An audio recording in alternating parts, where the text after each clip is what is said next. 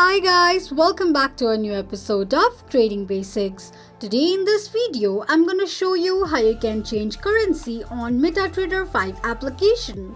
Keep watching the video till the end. To change your currency on MetaTrader, firstly go ahead and open your MetaTrader 5 application. The home page of MetaTrader 5 application will appear on the screen. From the home page, tap on pen icon at the top right corner of the page. Now, you can see the list of selected symbols displayed on the screen. To change currency, choose the symbol and tap on it. You can either choose from the list of symbols displayed on the screen, or else you can also add another symbols by tapping on plus icon at the top right side of the page. Enter the symbol in the given text box that you'd like to add and tap on it. This is how you can change currency on MetaTrader 5 application quickly and easily just in few steps. If you have any thoughts or queries, let us know in the comments section.